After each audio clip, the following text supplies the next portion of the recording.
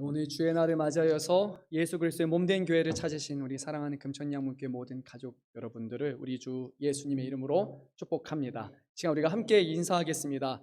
성도님의 가정에 하나님의 은혜와 사랑이 충만하시기를 축복합니다. 우리 한번 축복하면서 인사하겠습니다. 성도님의 가정에 하나님의 은혜와 사랑이 충만하시기를 우리 주님의 이름으로 축복합니다. 네, 5월 또 가정의 달입니다.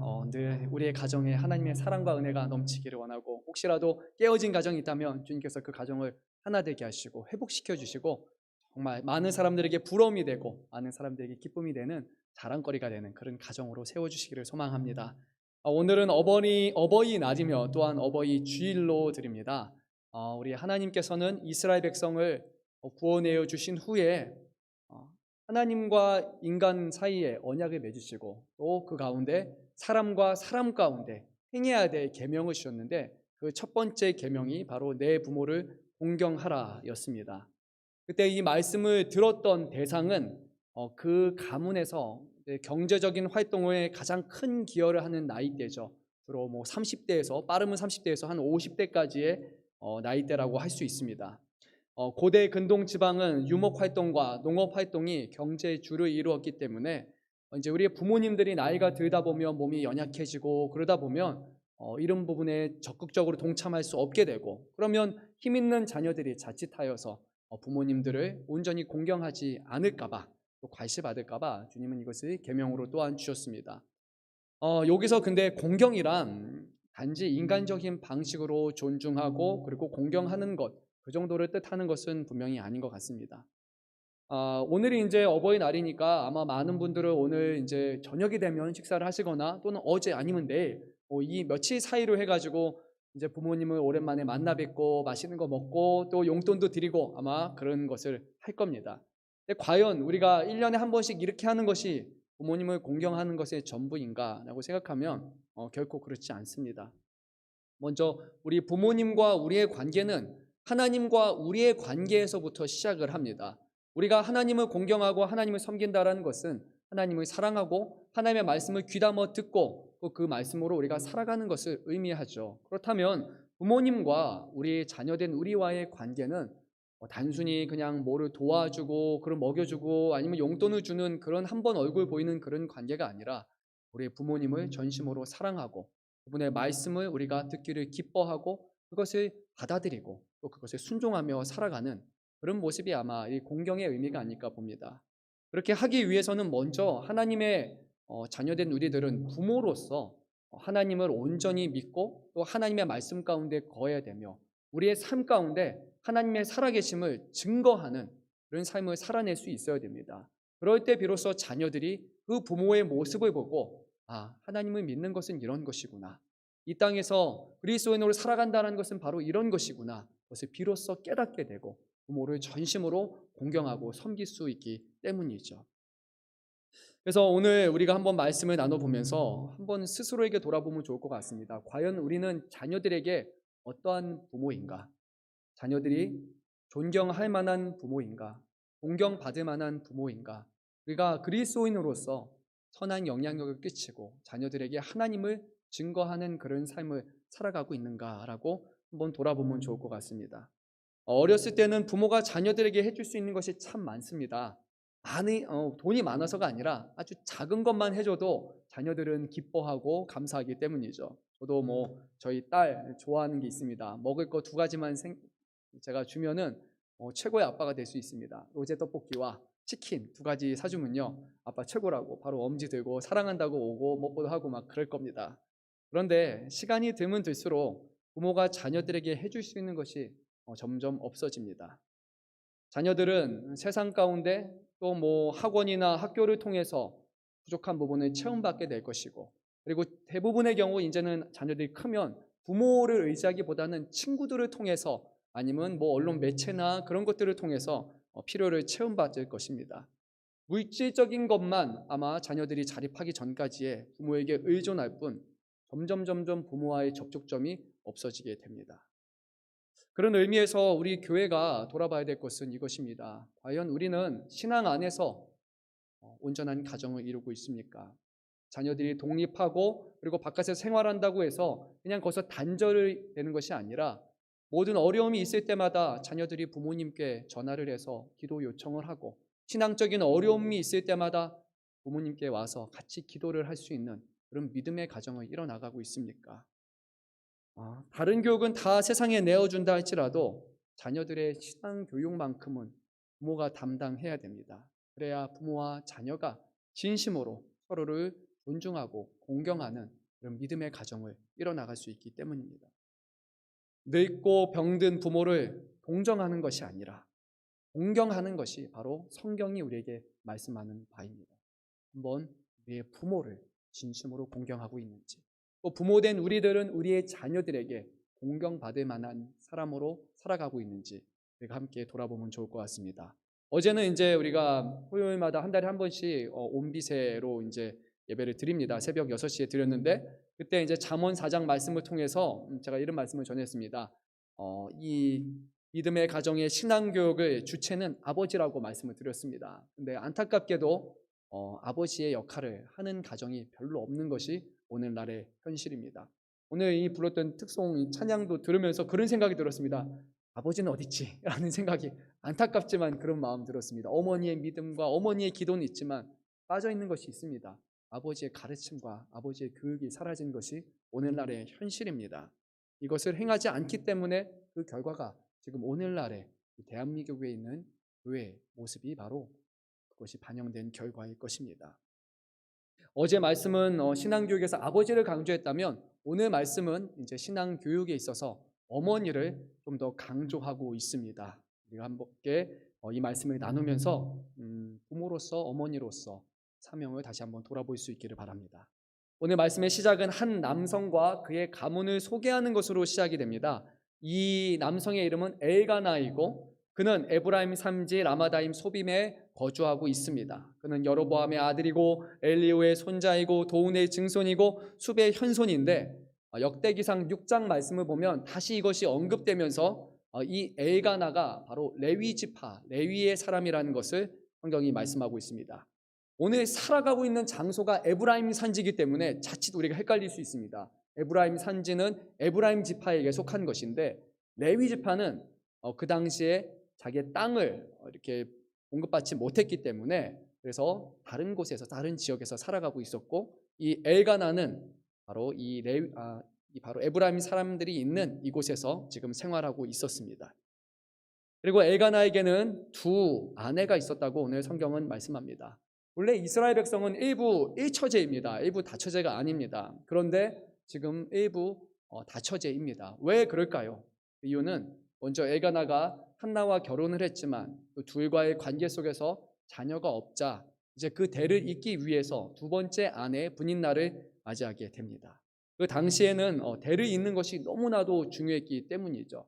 특별히 레위 지파가 아닌 다른 지파를 보게 되면 아들이 있을 때만 그 가정에게 준 땅이 계속해서 상속될 수 있었기 때문에, 그것이 우리가 지난주에 나눴던 그 룻기의 말씀에 그것을 또 전하고 있습니다. 첫째 아내 한나는 안타깝게도 자녀가 한 명도 없었습니다. 근데 새로 맞이한 분인나에게는 자녀가 여럿이 있었습니다. 원문 성경을 보면 그에게는 아들들과 딸들이 있었다고 말하기 때문에 최소한 아들 2명과 딸 4명을 갖고 있었습니다.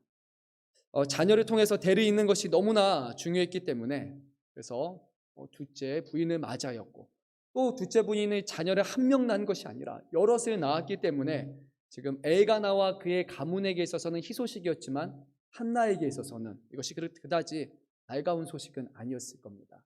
분명 좋은 건 좋은 건데, 그런데 그럼에도 마음이 그렇게 기쁘지는 않았을 것이라고 생각이 듭니다.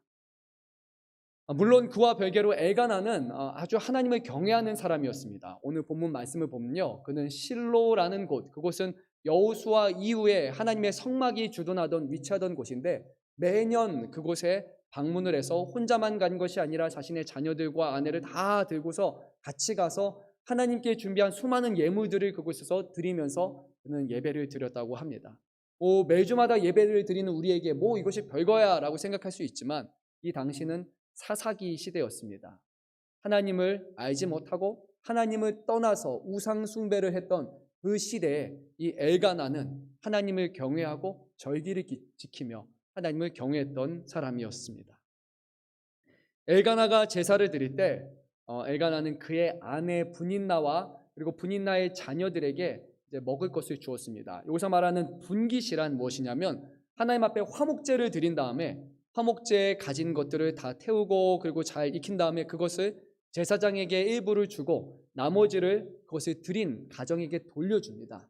그러면 그것을 가진 것을 자신의 자녀들과 남편과 아내가 같이 나눠 먹고 많으면은 그 지역에 있는 사람들과 그것을 나눠서도 먹습니다. 이제 분인나 그리고 아들, 딸들이 다 각각의 자기 몫을 하나하나씩 다 받았습니다. 그리고 나서 엘가나는 한나에게는 한 개의 분깃이 아니라 2명에 해당하는 분깃을 주었다고 성경은 말씀합니다. 왜 2개를 주었을까? 여러 가지 이유가 있었겠지만 한 가지는 이 당시의 고대 사회에 첫째, 장자에게는 꼭 둘째보다 나중에 유산을 줄 때 2배에 해당하는 유산을 주었습니다. 장자에 해당하기 때문에 장자권 또는 장자에게는 2배를 준 것 같이 지금 한나에게는 하나의 분량이 아니라 2개를 줌으로써 그가 첫째 아내라는 것을 오늘 드러내고 있습니다. 뿐만 아니라 자녀들에게 주는 것이 많았지만 한나는 받은 것이 본인의 것밖에 없었기 때문에 이 남편은 아내를 사랑하는 마음으로 그래서 그에게 2명에 해당하는 분깃을 주었습니다. 그런데 한나는 갑절을 받았지만 이것이 그에게 전혀 위로가 되지 않았습니다. 생각해 보십시오. 하나님 앞에 예물을 드리고 나서 고기를 2인분 받는다고 해서 마음이 위로가 되겠습니까?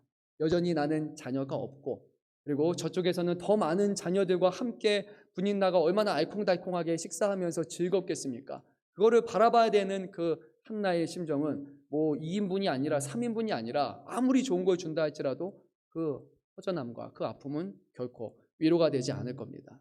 근본적인 문제는 바로 한나가 자녀가 없다라는 것입니다.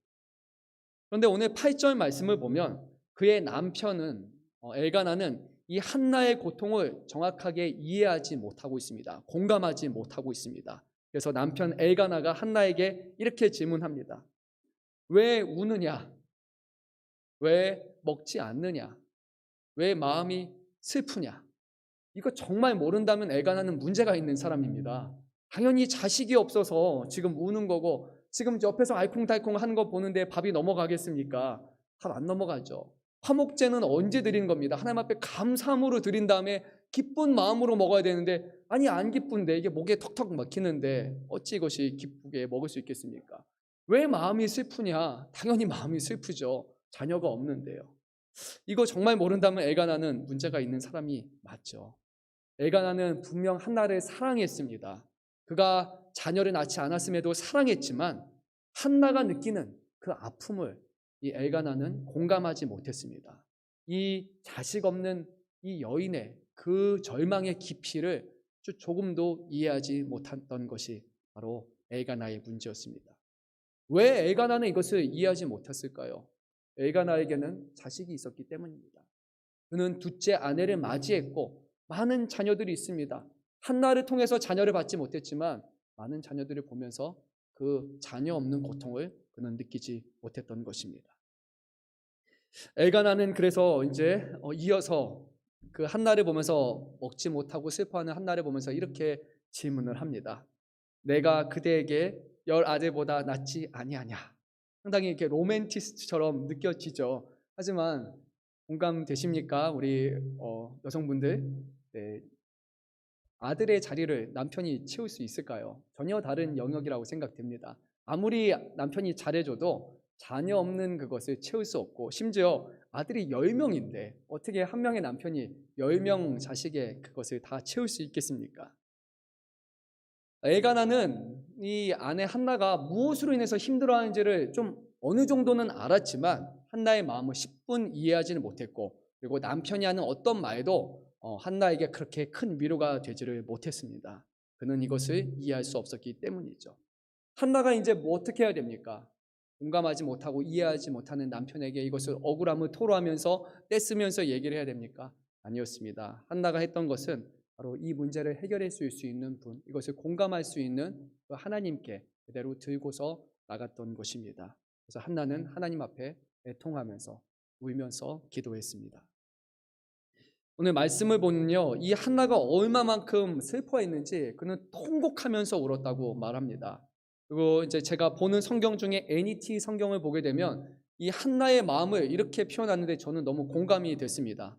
Weeping uncontrollably. 그래서 무슨 우는 건데 그냥 우는 게 아니라 컨트롤할 수 없을 정도로, 주체가 되지 않을 정도로 막 우는 것, 이것이 바로 한나의 모습이었습니다. 처음에는 그냥 하나님, 제가 너무나 힘들고 억울하고 너무나 어려운 상황입니다 라고 했다가 이제 흐흐흐 하면서 아마 막 눈물이 줄줄줄 나오기 시작했습니다.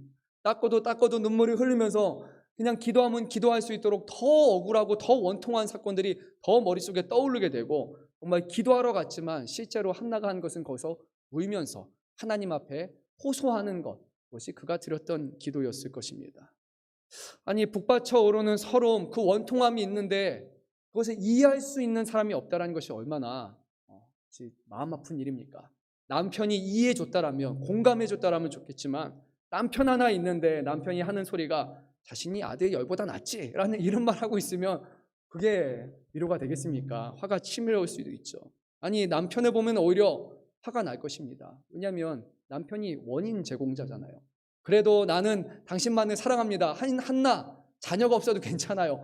나는 정말 당신 하나만 데리고 살겠습니다. 이랬으면 되는데 또 두 번째 아내 맞이해서 자녀도 많이 낳았지 않습니까? 얼마나 한나는 힘들어 했겠습니까? 하나님 앞에 그는 이것을 원망하면서 기도했을 것입니다. 또 하나님 앞에 기도했겠죠. 하나님, 매년마다 제가 하나님 앞에 예배드리고 열심히 하나님 앞에 기도하고 있는데 정말 하나님이 살아계신다면 왜 응답하지 않으십니까? 하나님이 정말 계시다면 지성이면 감천인데 매년마다 이렇게 와서 열심히 기도하는데 왜 돕지 아니하십니까?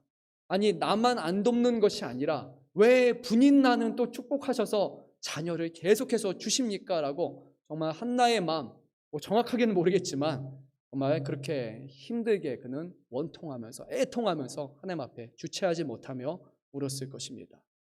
어쩜 이렇게 얘기할 수도 있습니다. 분인 나에게 축복 그만해 주십시오. 분인 나 보니까 말씀을 보니까요, 자녀가 많다는 이유로 한나에게 와서 이렇게 속을 긁는 그런 사람이었습니다. 한나가 그렇게 마음이 좁았던 사람은 아닌 것 같은데 분인나가 자식들 데리고 와서 얼마나 긁어댔던지 격분했다라고 말하고 있습니다. 화가 치밀어 오를 정도로 그렇게 분노 유발시키는 사람이 분인나였습니다. 한나 이렇게 기도했을 수도 있습니다. 하나님, 이 여자 좀 인성 문제 있는 사람 아니니까 겸손도 모르고요, 정말 좀 대목지 못한 여자인 것 같은데 주님 조금 괴롭혀 주십시오. 조금만 심판을 해주셔서 정신 차리게 해주시면 어떻습니까? 이렇게 기도할 수도 있었을 겁니다. 남편을 놓고도 기도했을 겁니다. 수많은 기도, 그리고 결국 그것을 통해서 계속 울면서 자신의 모든 마음을 다 호소했습니다. 혹시 이런 기도를 해보신 분이 있습니까? 꼭 자녀가 없어서가 아니라 마음이 너무나 힘들어서 하나님 앞에 기도하러 왔다가 그냥 울다가 가는 것 같은, 그냥 흐흐흐흐흐흐 하면서 하나님 앞에 그냥 막 계속 울면서 막 기도하는 기도 해보신 분 계십니까? 보통 남성들보다는 여성분들이 그런 기도를 많이 합니다. 쌓인 한이 많아서인지 이렇게 기도하죠. 그렇게 한참을 울다가 막 눈물 흘리면서 부르짖다 기도하다 보면 어느 순간 그 눈물이 잦아드는 시점이 있습니다. 통곡이 점점 사라지는 그런 시점이 있습니다. 갑자기 기도가 작아지는 시점이 있습니다. 모든 감정을 다 토로한 후에 그제서야 마음이 진정이 오기 시작하고 그제서야 자신의 삶을 돌아보기를 시작합니다. 이제 다 할 말 다 했더니 하나님과 내가 우리 같이 서 있는 것을 이제는 느끼기 시작합니다. 하나님 앞에서, 하나님의 따사로운 시선 앞에서 과연 나는 그동안 어떻게 행했는지 내 자신을 돌아보게 됩니다. 하나님 앞에서 문득 부끄러운 마음이 들 수도 있습니다. 정말 내가 그렇다면 하나님 앞에서 온전하게 살았는가? 정말 내가 하나님이 축복받을 만한 사람으로 살았는가? 온전한 믿음으로 살아냈는가? 분인 나를 더 포용하고 사랑하고 그의 주시는 자녀들을 내가 마음속에 품으며 내 자녀처럼 여기며 그렇게 사랑했는가? 라고 하면 한나는 노라고 말할 것입니다. 남편을 정말 사랑했는가? 아마 그러지 못했을 겁니다. 지금 마음속에 있는 그 감정이 너무나 부정적인 감정이었기 때문에 그렇지 못했죠. 하지만 기도하는 중에 비로소 그것을 깨닫게 됩니다. 하나님, 내가 참 부족했습니다. 내가 겸손하지 못했습니다. 나도 결국 똑같은 사람입니다. 남 탓을 할 것이 아니라 나도 같은 죄인이고 분명히 나를 향한 하나님의 뜻이 있으실 텐데 내가 하나님의 뜻을 구하지 못하고 기다리지 못하고 그리고 내 뜻만을 관철시키기 원하는 그런 기도를 했습니다. 하나님, 내가 이제 무엇을 해야 될까요? 내가 어떻게 살아야 될까요? 그리고 하나님의 뜻이 이제는 드러나기를 내 삶 가운데 이루어지기를 바랍니다. 하고 이렇게 기도가 바뀌기 시작을 합니다. 원통과 분노와의 기도에서 이제는 하나님 앞에 손을 맡기는 기도로 바뀌게 됩니다. 그리고 하나님은 그 기도를 응답하십니다. 우리 11절 말씀을 한 목소리로 읽도록 하겠습니다. 서원하여 이르되 만군의 여호와여 만일 주의 여종의 고통을 돌보시고 나를 기억하사 주의 여종을 잊지 아니하시고 주의 여종에게 아들을 주시면 내가 그의 평생의 그를 여호와께 드리고 삭도를 그의 머리지 된지 아니하겠나이다. 한나의 기도가 이제는 놀라운 변화를 이룹니다. 울면서 그냥 원통해하는 그런 기도가 아니라 이제는 하나님 앞에 다른 기도를 하고 있습니다. 그동안 한나가 자녀를 놓고 기도할 때 어떤 마음으로 기도했을까요? 하나님, 자녀가 없어서 자식이 없어서 남편이 둘째 아내를 맞이했습니다. 나에게 자녀 주십시오. 나도 보란듯하게 나도 자식을 낳을 수 있는 사람이라고 그렇게 보여주기 원합니다. 아니 분인 나에게 4명 줬다면 나에게도 4명 5명 좀 주면 나도 그 옆에 가서 나도 보라고 자식 있다고 나도 내세울 거 있다고 그렇게 하기 위해서 아마 한나가 기도하지 않았겠습니까? 근데 그러지 못했기 때문에 그는 격분했던 것이죠. 자식을 낳는 이유가 다른 것이 아닙니다. 내가 인정받기 위해서, 내가 드러내기 위해서인 것이었습니다. 나를 위한 목적으로 자녀를 위한 기도를 했습니다. 그런데 이제 그의 기도가 바뀌기 시작합니다. 하나님을 향한 기도. 이 자녀가 내 자녀가 아니라 하나님이 사용하시는 자녀가 되기 원합니다라고 그는 기도를 바꾸기 시작합니다. 오늘 한나는 처음 그 기도를 시작하면서 이렇게 고백합니다. 하나님은 만군의 여호와이십니다. 고백합니다. 하나님이 누구시라고요? 만군의 여호와라고 말합니다. 제일 먼저 기도했던 건 이것입니다. 하나님을 인정하는 것이었습니다. 맞아요. 하나님은 만군의 여호와이십니다. 이 땅의 모든 세상의 군대의 주인이시며 뿐만 아니라 하늘에 있는 천사들의 군대의 주인이시고 이 세상 모든 것을 행하실 수 있는 불가능하시 없으신 그 위대하신 하나님이 바로 여호와 하나님이심을 내가 알고 내가 믿습니다라고 그는 하나님 앞에 이렇게 기도를 합니다. 즉 그 말은요. 하나님은 하실 수 있는데 지금 어떠한 이유로 인해서 하나님이 나를 돕지 아니하시고 응답하지 아니하신다라는 것을 이제 그가 믿기 시작했다는 겁니다. 놀라운 사실은 무엇이냐면요. 만군의 여호와라는 표현 이것은요. 한나가 처음 사용한 표현입니다. 그 이전에 어떤 사람도 만군의 여호와라고 하나님을 불렀던 적이 없습니다. 그런데 한나가 처음으로 기록된 성경 안에서 하나님이 만군의 여호와이십니다 하고 고백합니다. 아니 분명히 그 상황을 보면요. 만군의 여호와라고 부를 수 없는 상황입니다. 자녀가 없잖아요. 기도의 응답이 없잖아요. 그런데 한나는 그렇게 고백했습니다. 이제 그의 마음속에 하나님이 오셨기 때문이죠. 그리고 나서 한나는 지금 만군의 여호와께 기도하는 자신이 누군지를 고백합니다. 뭐라고 말했냐면 나는 주의 여종입니다 말했습니다. 나는 주의 종일 뿐입니다. 그런데 11절 말씀에서 나는 주의 여종입니다. 주의 여종입니다. 주의 여종입니다. 3번에 걸쳐서 나는 종일 뿐입니다 라고 그는 고백합니다. 이제 하나님이 종된 나의 삶 가운데 개입하여 주시고 하나님이 이루어 주십시오라고 그는 비로소 모든 것을 하나님 앞에 맡기면서 기도했습니다. 나는 단지 종일 뿐입니다. 그렇게 고백합니다. 그 후에 한나가 어떤 기도를 했습니까? 이 주의 여종의 고통을 돌보시고 나를 기억하시고 나를 잊지 아니하시고 나에게 아들을 주시면 내가 그 아들을 평생 하나님께 드리며 그의 삭도를 그의 머리에 대지 않겠습니다 라고 이렇게 고백했습니다. 그동안 한나가 구했던 것은 자신의 아들을 구했지만 이제는 하나님을 위한 아들을 그가 구하고 있는 것입니다. 놀라운 변화가 그에게 일어났습니다. 마지막 내용을 다시 한번 우리가 돌아봅시다. 주의 여종에게 아들을 주시면 그의 평생에 그를 여호와께 드리고 그를 삭도를 머리에 대지 않겠습니다라는 이 고백 안에 두 가지가 담겨 있습니다. 이 아들은 더 이상 내 것이 아닙니다. 내가 내 마음대로 좌지우지하는 내 아들이 아닙니다. 나의 옆에 있어서 나를 드러나게 하는 그런 아들이 아니고 하나님이 사용하시는 아들입니다라고 그렇게 고백했습니다. 그러면 이 딸은 내 열심과 내 노력으로 키우는 것이 아니라 정말 하나님의 도우심 가운데 하나님이 기뻐하시는 일을 위해서 이 자식을 키우기를 원합니다라고 나는 그렇게 고백했습니다. 사랑하는 성도 여러분, 우리가 자녀들을 위해서 기도할 때 이렇게 기도하지 않습니까? 내 자녀를 하나님 앞에 맡깁니다. 이런 기도 혹시 안 해보신 분 계십니까? 아마 부모님들 기도할 때 분명히 이렇게 기도했을 겁니다. 내 자녀 주님께 맡깁니다. 주님이 돌봐주십시오. 주님이 책임져 주십시오라고 저도 수천 번 그렇게 기도한 것 같습니다. 그런데 우리가 하나님 앞에 맡긴다라는 이 의미가 과연 무엇입니까? 하나님, 내 자녀가 성공할 수 있도록 주님이 도와주십시오. 그렇게 맡깁니다.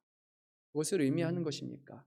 아니면 내 자녀가 정말 하나님이 쓰시고 하나님을 기쁘시게 하고 하나님의 뜻 가운데 행하는 그 자녀가 되도록 주님이 그를 인생을 책임져 주십시오라고 그런 기도입니까?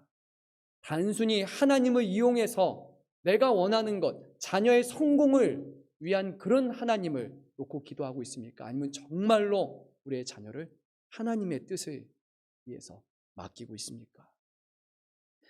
오늘날 이제 아마 이맘때쯤 좀 넘어가기 시작하면 이제 매년마다 교회 안에서 이제 고3 명단들이 이렇게 나옵니다. 그러면서 고3을 위해서 우리가 기도합니다. 저는 이제 이때마다 안타까운 마음이 꼭 듭니다. 꼭 말씀드리고 싶습니다. 뭐냐면요, 어머니가 와서 기도합니다. 할머니도 와서 기도합니다. 그런데 고3 자녀는 와서 기도하지 않습니다. 아마 자녀들에게 이렇게 말하는 것 같습니다. 내가 기도할 테니까 너 학원 가서 공부해. 그 시간에 공부하고 하나 더 보고 너 해. 하고 말해서인지는 모르겠지만 정작 기도해야 될 사람인 하나님 앞에 맡겼다라고 말하는 자녀는 하나님의 교회에 나오지도 않은 채 학원에 맡긴 채 우리는 하나님 앞에 맡깁니다라고 기도하고 있다면 하나님 앞에 우리는 거짓 기도를 하고 있는 겁니다. 정말 하나님 앞에 자녀를 맡기고 계십니까?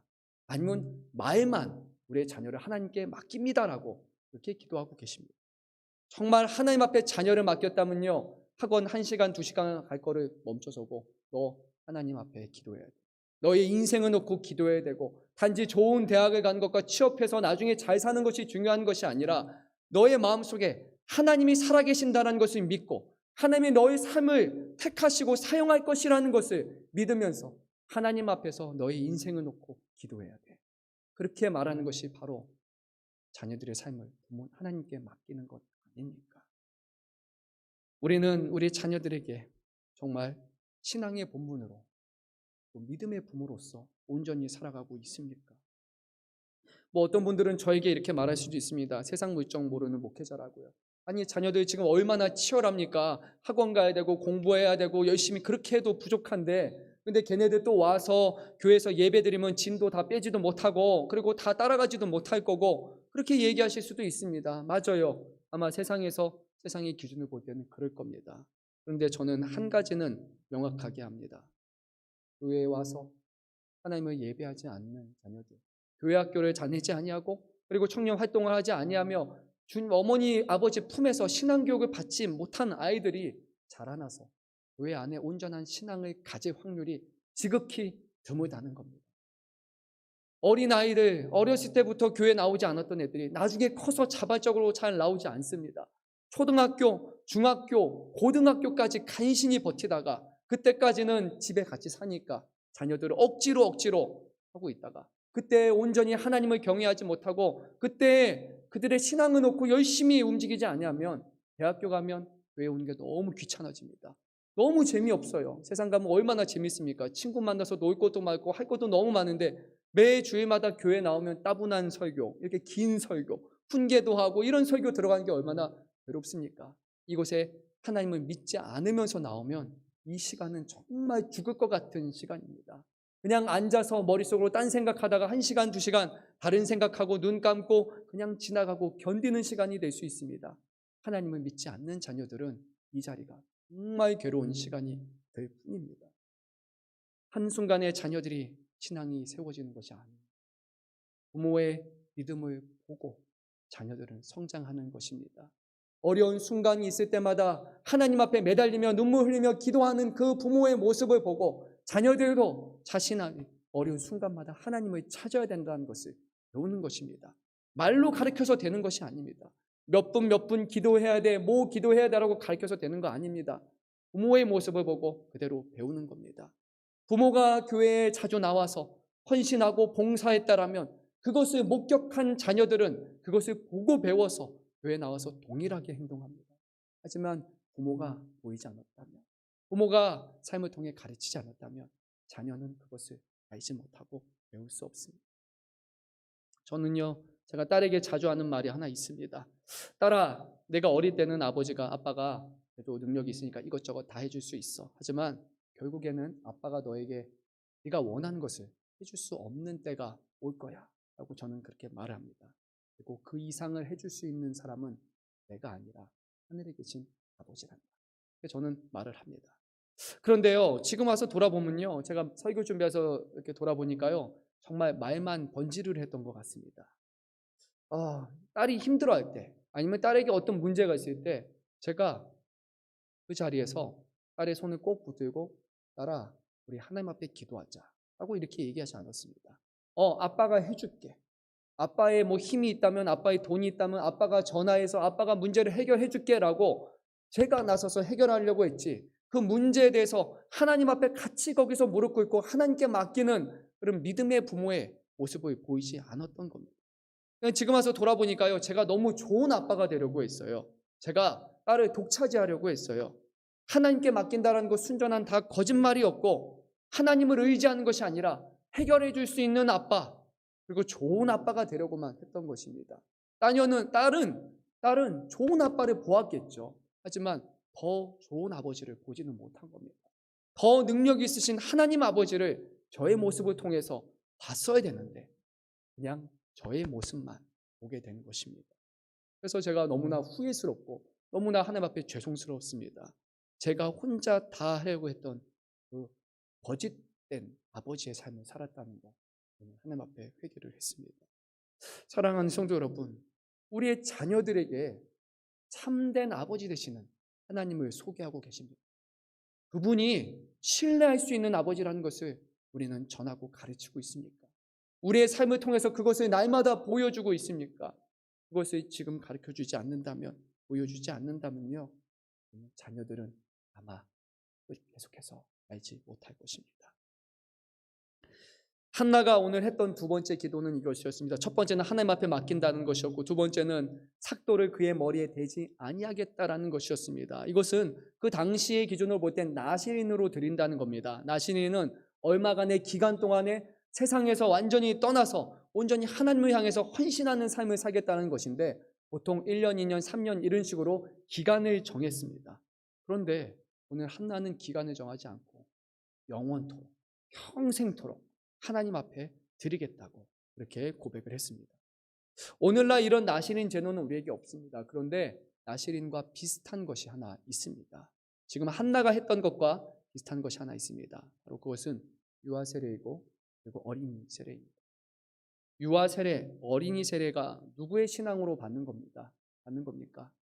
부모의 신앙입니다.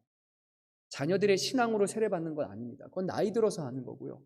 우리가 유아 세례, 어린이 세례는 부모가 하나님 앞에 서원을 하는 것이고, 부모가 교회 앞에서, 회중 앞에서 서원하는 겁니다. 내가 이 자녀들을 반드시 신앙 안에서 길러낼 것이라고 그렇게 서원을 하고, 그리고 나서 거기다가 세례를 주는 것입니다. 그런데 우리 정말 이렇게 잘 해오셨습니다. 우리의 자녀 세례받은 이후에 그들의 영혼을 위해서, 그들의 신앙 교육을 위해서 우리가 얼마나 많이 투자하시고 얼마나 열심으로 다가오셨습니까? 생각해 보십시오. 세상의 교육을 하는 부분에 있어서 우리는 할 수 있는 최선을 다합니다. 무지적인 한계가 없다라면 우리는 좋은 학교를 보내고 싶어하고, 할 수 있으면 최고의 학원을 보내고 싶어합니다. 아이들이 필요한 모든 교육들을 다 보내고 싶어합니다. 그렇게 해야 아이들이 두루두루 배우면서 잘 커서 나중에는 좋은 대학도 갈 수 있을 거고 훌륭한 사람이 될 수 있을 것이라는 그런 기대를 가지고 우리는 사교육, 공교육 여러 가지 할 수 있는 교육을 다 합니다. 그런데 우리는 자녀들의 신앙 교육에 있어서는 어떻게 하고 있습니까? 세상에서는 데이터 강사를 만나기 위해서 줄 서가면서 가장 좋은 곳을 보내려고 하는데, 하나님을 배우고 하나님을 경외하고 하나님을 알아가는 그 일에 있어서는 우리는 데이터 강사가 아니라 아무런 노력도 하지 않은 채 자녀들이 알아서 하나님을 믿고 알아서 하나님을 경외하는 사람이 되기를 혹시 바라고 있지는 않습니까? 정말로요. 저도 수년간 아이들을 보아왔지만 그렇습니다. 어떤 수련회에 있다면 왜 한 번도 나오지 않은 자녀들 수련회 한 번 보내면서 여기서 얘가 예수님 만나면 될 거야 라고 그렇게 합니다. 기대감을 가지고 보냅니다. 대부분의 경우 아이들이 거의 안 변합니다. 어떤 아이들은 가서 괴로워서 뛰쳐나갑니다. 수련회 이후로 너무 억압받았다라는 생각이 들어서 교회 안 나오는 아이들도 심지어 있습니다. 그런 방식으로 되는 것이 아닙니다. 자녀들이요, 학원 가서 아니면 학교에서 수학의 개념 하나 배우려면 그거 한 번 보고 완전히 터득하는 아이들이 어디 있습니까? 그거 보고 문제 풀고 또 풀고 또 풀고 계속 풀어야 됩니다. 반복해야지만 그제서야 좀 익숙해집니다. 거기서 조금만 바뀌어도 심화 과정으로 들어가도 이해하지 못합니다. 계속해서 풀지 않으면 자녀들은 그것을 풀 수 없습니다. 그런데 한 번의 기회로요, 한 번 수련회 보내가지고 아이들이 하나님은 이러한 분이십니다. 하나님을 예배하는 것이고 하나님을 경외하는 것은 이것입니다. 신앙의 삶은 이래야 됩니다라는 것을 자녀들이 그것을 깨닫기를 바란다면, 그것은 여러분들이 로또를 한 장 사서 바로 1등이 되는 것보다 더 심한 것을 자녀들에게 바라고 요구하는 것입니다. 교육은 한 번에 되는 것이 아닙니다. 평생에 걸쳐서 이루어지는 것입니다. 우리의 자녀의 신앙 교육은 부모된 저와 여러분의 평생을 거쳐서 자녀들에게 전하고 가르치고 물려줘야 하는 것입니다. 그때야 비로소 자녀들이 하나님을 보고 알아갈 수 있는 것입니다. 너무 저는 교회를 보면서 안타까운 성도님들이 있습니다. 제일 안타까운 가정은 이겁니다. 정말 교회 와서요, 하루 종일 봉사하시는 분이 있어요. 아침부터 늦은 시간까지 봉사하십니다. 정말 많은 시간 헌신하시는데 자녀들은 그냥 방치되어 있습니다. 자녀들은요, 그냥 어딘가 있어요. 그리고 하나님이 알아서 돌보시겠죠라고 그런 마음으로 기도합니다. 압니다. 그런데요, 안타깝게도 그렇게 하는 분 중에 아이들이 어긋나는 경우가 많이 있습니다. 정작 같이 왔다가 같이 가면 괜찮은데 자녀가 방치되다 보니까 신앙적으로도 세우지도 않고 교회에서도 어정쩡한 관계가 되는 아이들이 많다라는 겁니다. 그렇게 해서는 안 됩니다. 자녀들 데리고 오면요, 자녀들 옆에 같이 붙어서 보여주십시오. 가르쳐 주십시오. 여러분이 모임을 가시면 거기에 자녀들 같이 데리고 가십시오. 자녀들 저기다 혼자 방치하지 마십시오. 교회 봉사하러 오셨잖아요. 청소하러 오셨잖아요. 그러면 자녀들도 같이 옆에서 보고 배우게 하십시오. 낙엽 하나 드는 것, 지푸라기 하나 드는 것, 자녀들 배우게 하십시오. 그러면 그 아이들이 차곡차곡 쌓여서 그것을 통해서 교회를 섬기는 것이 이것이구나라고 배우게 되는 겁니다. 말로서 자녀들이 배우는 것 결코 아닙니다. 우리가 살아낼 때만, 그것을 신앙적으로 보여줄 때만 자녀들이 그것을 보고 배우는 것입니다. 오늘 말씀으로 다시 돌아갑니다. 본문에는 나오지 않지만 하나님은 이후의 말씀에서 한나의 기도를 받으시고 응답하셨습니다. 너무 놀랍게 응답하셨습니다. 근데요, 실제로 보니까요, 한나가 임신하지 못한 이유가 다른 것이 아니라 하나님께서 주시지 않았기 때문이라고 성경은 말합니다. 근본적인 원인이 다른 것이 아니라 하나님이었습니다. 하나님이 왜 한나를 임신하지 못하게 하셨을까요? 성경에 보니까요, 그 당시의 시대가 사사기의 시대였기 때문에, 세상이 너무나 악하였기 때문에, 그리고 각자의 소견대로 옳은 대로 행하였기 때문에, 심지어 하나님을 섬기는 대제사장과 그의 두 아들 홈리와 비느하스조차도 하나님을 온전히 예배하지 못하고 하나님 앞에 드려지는 제물을 자신의 마음대로 행하고, 그리고 회막 앞에서 여종들에게 성적인 문란한 관계를 맺으면서, 그리고 사무엘서 2장을 넘어가면 그들이 하나님을 알지 못했다라고 기록된 만큼 그렇게 타락한 시대였기 때문에 하나님은 이 사무엘을 통해서, 한나의 가정을 통해서 무너진 이스라엘의 신앙을 다시 세우고자 하신 것입니다. 하나님이 우리의 자녀를 통해서 원하시는 것, 무너진 교회를 세우는 것이고, 이 땅에 하나님을 알지 못하는 모든 사람들에게 하나님이 지금도 살아계시고 하나님이 역사하신다는 것을 보이기 위해서 우리의 자녀를 택하시는 겁니다. 단순히 세상에 믿지 않는 사람들이 좋은 대학 가고 좋은 직장 가는 것을 똑같이 하기 위해서 믿는 자녀로 주신 것이 결코 아니라는 겁니다. 하나님은 다른 계획을 갖고 계십니다. 하나님은 더 큰 계획을 갖고 계십니다.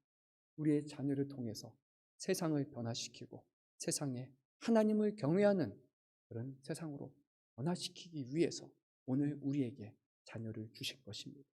하나님을 신뢰하신다면 하나님 앞에 자녀를 맡기십시오. 그런 자녀가 될 수 있도록 기도하십시오. 하나님은 더 크게 사용하실 줄 믿습니다. 안타까운 사실은 이것입니다. 엘리 대제사장, 그의 두 아들들 제사장, 가장 좋은 믿음의 가문이었잖아요. 신앙의 가문이었잖아요.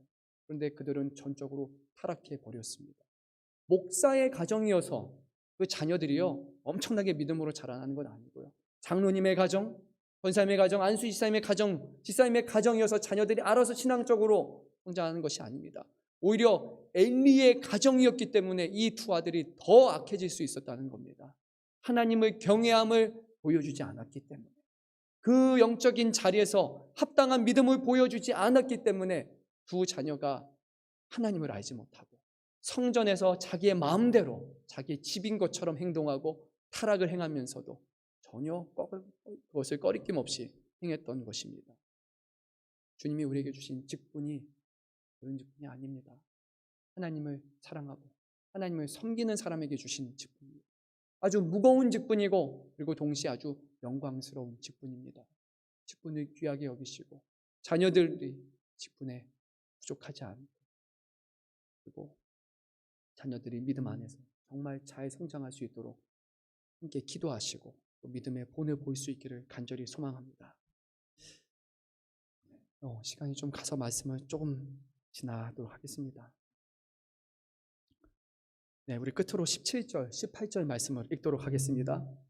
엘리가 대답하여 이르되 평안히 가라. 이스라엘의 하나님이 내가 기도하여 구한 것을 허락하시기를 원하노라 하니 이르되 당신의 여종이 당신께 은혜 입기를 원하나이다 하고 가서 먹고 얼굴에 다시는 근심빛이 없도다. 아멘. 엘리는 엄청난 믿음의 사람이 아니었습니다. 그냥 대제사장이라는 그런 영적인 직분을 받았을 뿐입니다. 그는 한나가 기도하고 있었는데 입만 옴싹담싹하면서 기도하는 것을 술 취했다라고 말할 만큼 영적인 분별력이 없는 사람이었습니다. 그의 한나의 아들 사무엘이 하나님의 음성을 들었지만 엘리는 하나님의 음성을 듣지 못하는 사람이었습니다. 그만큼 어리석은 사람이었고 하나님 앞에 온전하지 못한 사람이었습니다. 그런데요, 한나는 너무나 겸손합니다. 이 신뢰하지 못할 만한 대제사장이 하는 그 축복, 그 말을 그는 믿음으로 받아들였습니다. 이스라엘 하나님의 이름으로 주는 축복, 엘리가 줬으니까 이것은 별 볼 일 없는 것이라고 그렇게 말하는 것이 아니라 이것이 하나님이 세우신 사람을 통해서 주시는 축복이라는 것을 믿고 그는 아멘으로 받아들였습니다. 그리고 나서 그의 삶은 완전히 변화되었습니다. 이제는 그가 울면서 억지로 하나님이 주시는 그 제사 제물을 먹는 것이 아니라 18절 말씀을 보니까 가서 먹고 얼굴에 다시 근심빛이 없더라고 성경은 말씀했습니다.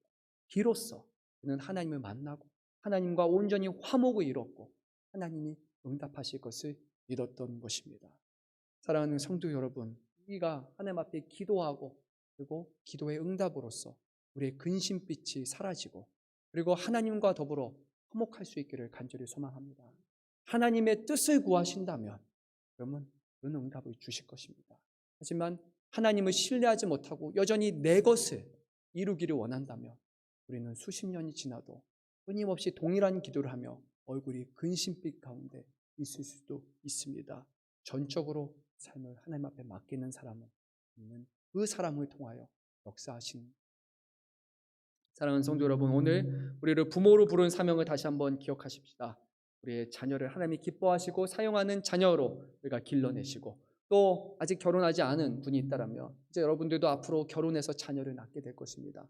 우리의 자녀들에게 정말 믿음의 본이 되고 자녀들을 신앙 안에서 길러내는, 가르치고 또 기도하는 그런 부모의 사명을 잘 감당할 수 있기를 간절히